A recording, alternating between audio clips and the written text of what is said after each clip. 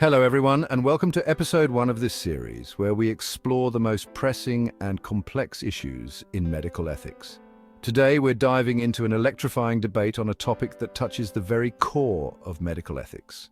Should patients have the right to refuse life-saving treatments? Today, we have two experts who are not just knowledgeable, but deeply passionate about this issue.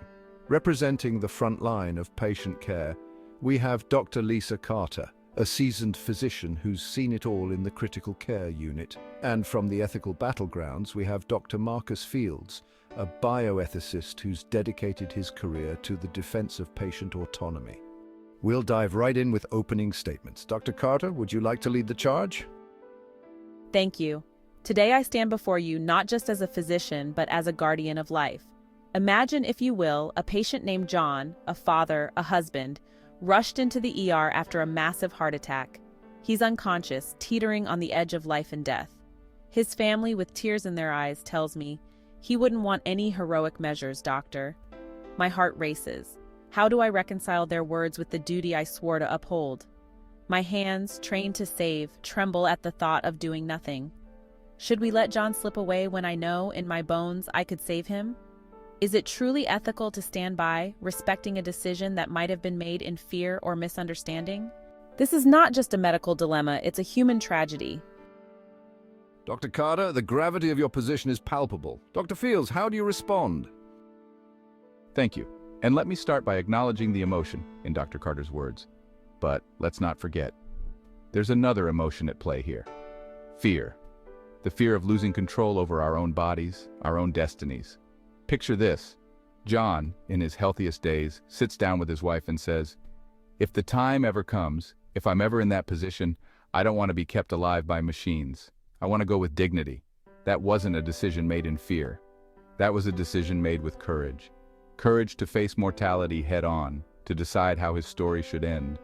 We must honor that choice, even if it breaks our hearts. We must not play God by imposing our will over his. Dr. Fields, your words cut deep, but Dr. Carter, what about the guilt, the torment of a physician who could have saved a life but chose not to? Oh, the guilt, the torment, they are real and they haunt us every single day. We don't forget the patients we lose, especially when we believe they could have been saved. Picture Sarah, brilliant, vibrant, a mother of 3. Diagnosed with aggressive cancer, she initially refused treatment. "I don't want my kids to see me suffer," she said. But after hours of discussion, she changed her mind, underwent chemotherapy, and lived to see her youngest graduate. Now, imagine if I had simply accepted her refusal without challenging her fears. Imagine the loss, the lives altered forever. As a physician, it's my duty to push, to challenge, to fight for life until I'm convinced there's nothing left to fight for. But Dr. Carter, what if the fight isn't worth it? What if that struggle for life only leads to suffering? You mentioned Sarah's change of heart, but what about those who are steadfast in their refusal? Like Michael, a patient with ALS who chose to forego invasive ventilation to avoid a life of total paralysis. His decision wasn't a plea for death, it was a stand for the life he valued. One where he wasn't trapped in a body that no longer responded to his will. To override that would be to strip him of his dignity, to reduce his life to a mere biological process devoid of the meaning he cherished. The stakes are high on both sides, but let's stir the pot. Imagine John had an advance directive explicitly stating he did not want life-saving treatment if it meant prolonged suffering. Now, with him unconscious, a groundbreaking treatment appears that could not only save his life but restore him to full health. Dr. Carter, do you override his directive? Override it? I wouldn't just override it. I would fight to save him with everything I have. His directive was based on the information available at the time, information that's now outdated. I owe it to John to give him that chance, to fight for his future, especially when that future looks bright. I would rather face his wrath for saving him than live with the knowledge that I let him die when I could have saved him. The heartbreak of a preventable death is something that stays with you forever. But Dr. Carter, that's the very definition of paternalism. You're not respecting his autonomy, you're imposing your values onto his life.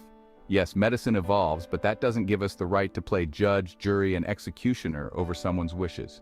John made his decision based on his deepest beliefs about life and death. How dare we assume we know better?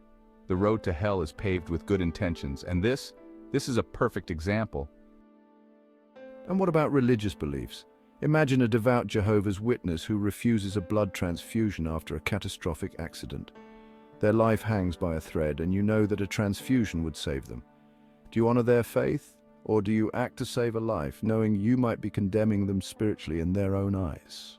Dr. Fields, where do you draw the line? Religious belief is non-negotiable.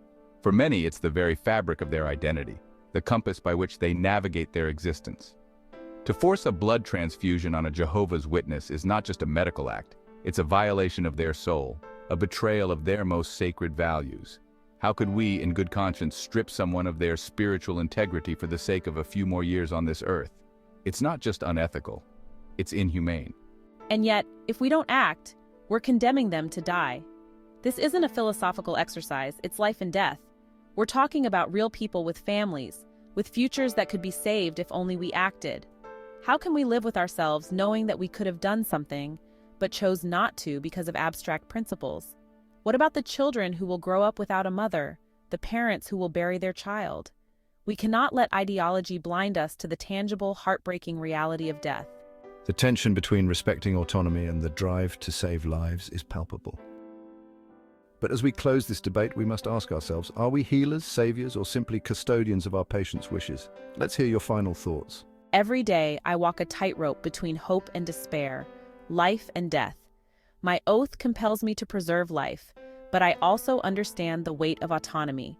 I just believe that we, as physicians, must ensure that our patients are making these decisions with full knowledge and no regrets.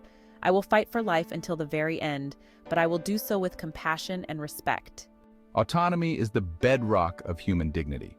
We must respect it, even when it breaks our hearts, even when it challenges our instincts as healers. To deny a patient their right to choose is to deny their humanity. In the end, it's not about us, it's about them, their lives, their choices, their values. A powerful discussion indeed.